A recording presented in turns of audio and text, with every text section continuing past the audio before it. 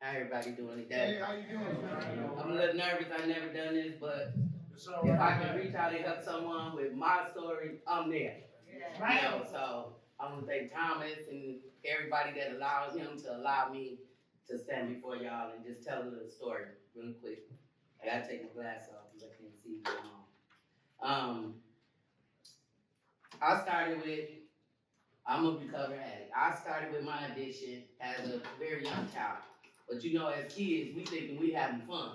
So it's not considered an addiction to us, like these new kids say, oh, we turning up or whatever. So that's how I started at a very young age, probably around the age of 13, 14, experimenting with street drugs. Um,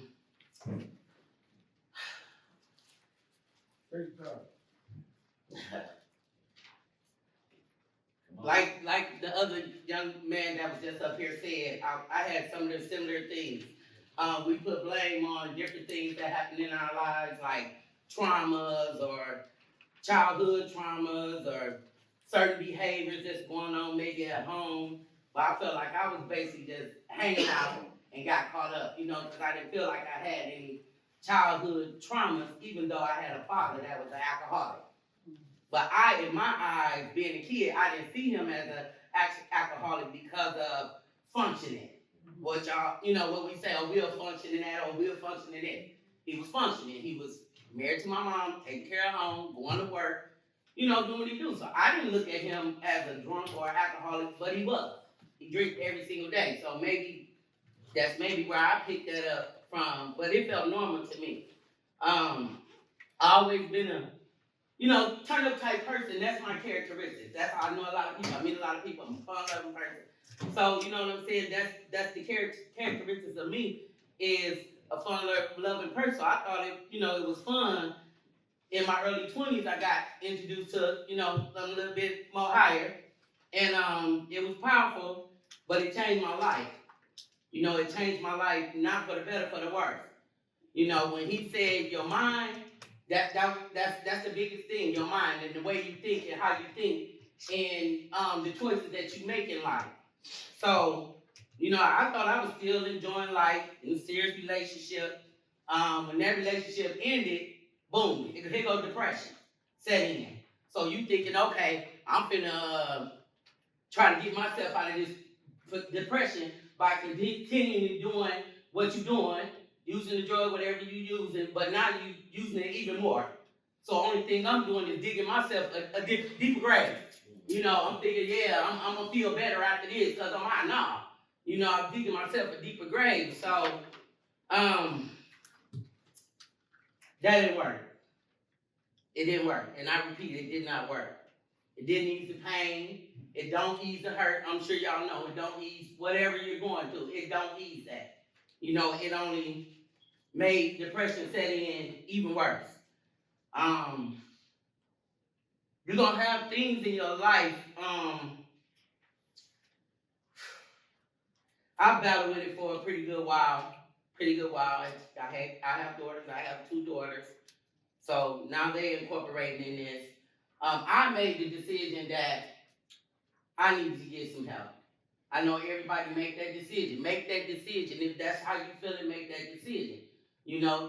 That mind. Make that decision to do what you gotta do. So I made the decision to admit myself. I gave my kids to my mom. The most humbling thing I ever did in my life. Because I was a functioning addict. So I took care of my kids. It's okay.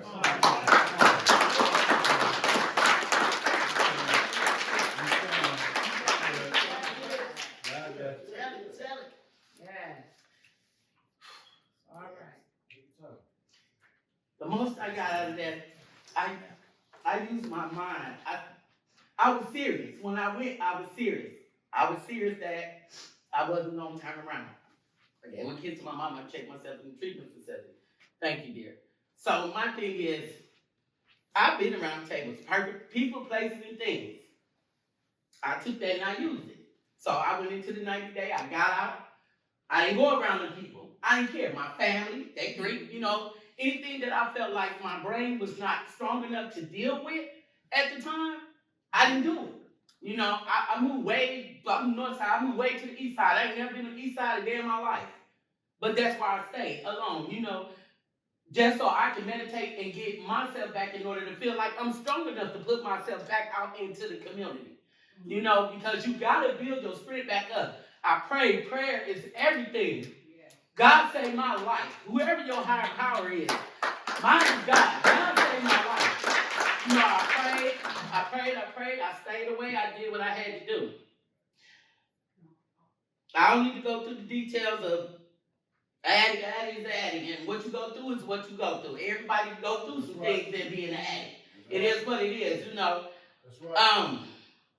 I just want to be a light and encouragement that if God can do it for me, he can do it for y'all. Your higher power, he can do it for all of us. That's what he's there for. A strong mind is the biggest thing that you got to have in dealing with recovery. You know, you got your way of thinking. You got to change your way of thinking. Just like you say, your way of thinking. You got to change that, you know, and open your mind and heart to be receptive to whatever the program has for you or whatever, you know, you need to get in order to keep you, you know, on the road to sobriety. Just that mind.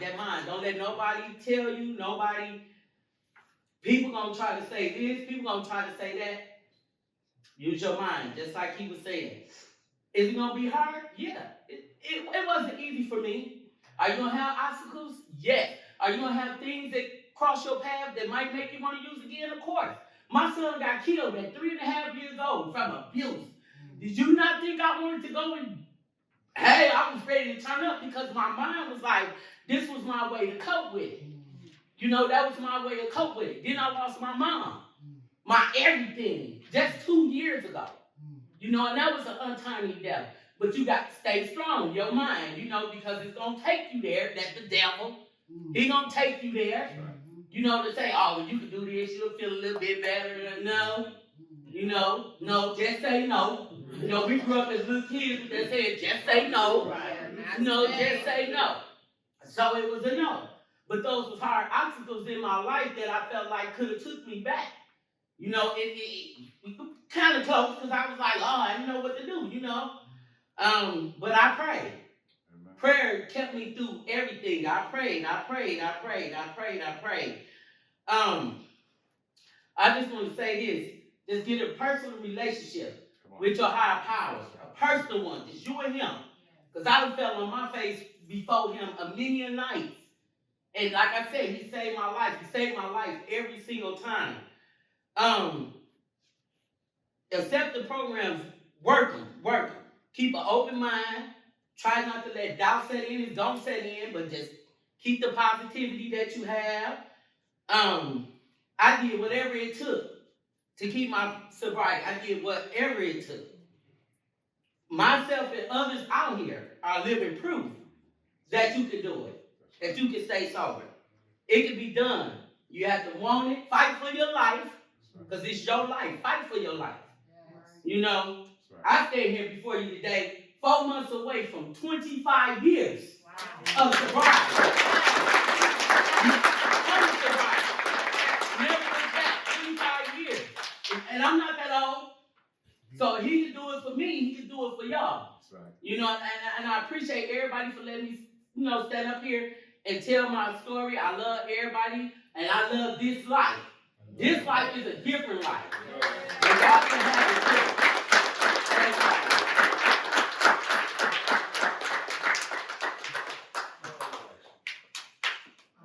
All right.